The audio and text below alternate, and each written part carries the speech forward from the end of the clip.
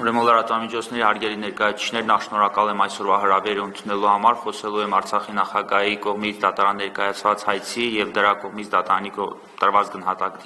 դատարանի կողմից դրան տրված գնահատականի մասին, կարևորելով այն արձանագրությունները, որոնք դատարանը կատարել է այսօր կայացված վճռում։ Բոլորդ երևի արդեն տեղյակ եք, որ կայացվել է հայցը մերժելու վերաբերյալ վճիռ, սակայն դատարանը կատարել է մի քանի կարևոր արձանագրում, որի մասին խոսելը ես շատ կարևոր եմ համարում եւ որի լուսաբանումը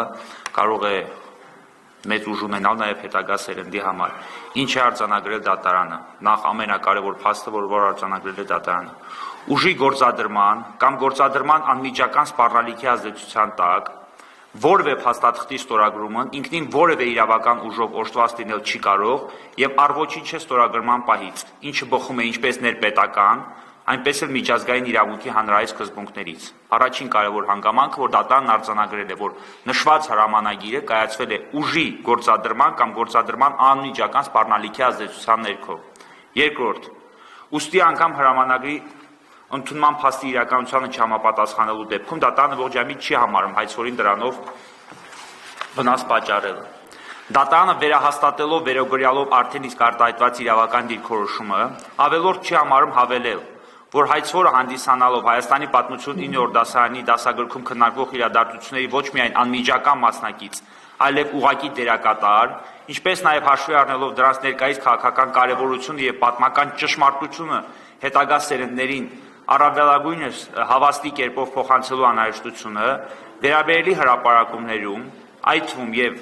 հատկապես ուսումնական գործընթացի մաս կազմող դասագրքային նյութերում, դրանց ճշգրիտ եւ ամբողջական նկարագրության առնչությամբ իրավացիորեն կարող է բարձրացնել համապատասխան մտահոգություններ, ի թիվս այլնի,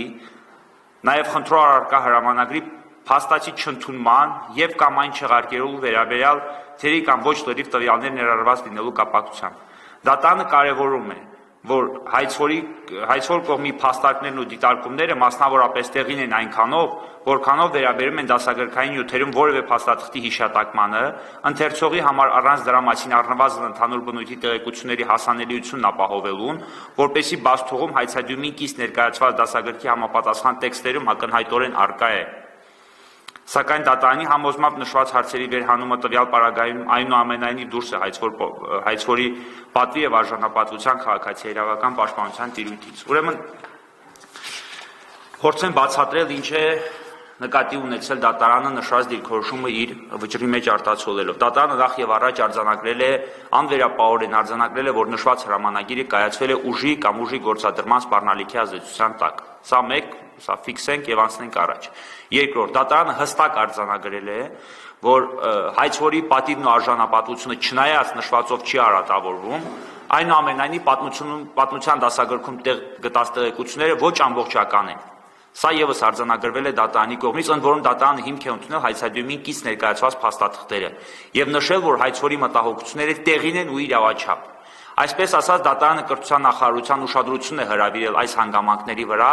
եւ կարելի է ասած առաջարկել է տեղեկությունների ամբողջական ներմուծում դասագրքի մեջ, որովհետեւ դատարանը հստակ արձանագրում է, որ տեղեկությունները ամբողջական չեն արտացոլված նշված դասագրքում։ Երրորդ, դատարանն արձանագրել է հենց արդեն մենք ունենք իրավական ակտ, ընդ որում Հայաստանի ոչ թե իրավական, այլ դատական ակտ, ընդ որում Հայաստանի արտադատությունն իրականացնող մարմնի կողմից կայացված, դատարանի կողմից կայացված, որով հաստատվում է, որ Արցախի նախագահի կողմից, այսպես ասած, կայացված Արցախը լուծարելու վերաբերյալ հրամանագիրը առ ոչինչ է։ Սա դատարանը հստակ արձանագրել է, որ նման հրամանագիրը առ ոչինչ է, այսինքն անվավեր է հենց կայացման պահից։ Ընդ որում դատարանը հողում է կատարել եւ ներպետական եւ միջազգային իրավական ակտերի։ Եվ այսպես ասած հասել ենք արդարության թե ոչ հարցին պատասխանելով կարելի է արձանագրել, որ որոշակիորեն մենք արդարության հասել ենք, որովհետեւ դատարանն արձանագրում է նախ հրամանագրով տեղ գտած տեղեկությունների իրականությանը ոչ լրիվ համապատասխանելու վերաբերյալ հանգամանքը, հստակ նշում կատարում, որ այդ տեղեկությունները պետք է համալրվեն, ինչը արձանագրում է հայցադյումին կից ներկայացված փաստաթղթերով։ Երրորդ, դատարանն արձանագրում է, որ նման հրամանագիր առ ոչինչ է, թե ներպետական եւ թե միջազգային իրավական ակտերով, նշելով, որ այն կայացվել է ուժի կամ ուժի գործադրման անմիջական սպառնալիքի ազդեցության տակ։ Սա այն կարևոր տեղեկություններն են, որոնք ես ցանկանում էի հրապարակել, որպեսզի բոլորի համար լինի հասանելի։ Այսօր առավոտվանից որոշ լրատվամիջոցներ անգամ տեղեկություններ են տարածել, որ հայցը մերժվել է, այո, իրականում հայցը մերժվել է, բայց հայցը մերժվելով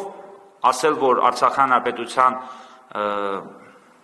նախագահը պարտություն է կրել այս գործով, ճիշտ չէ, որովհետև ճիշտ հակառակը Արցախի հանրապետության նախագահը հասել է նրան, ինչը հաստատի ցանկացել է։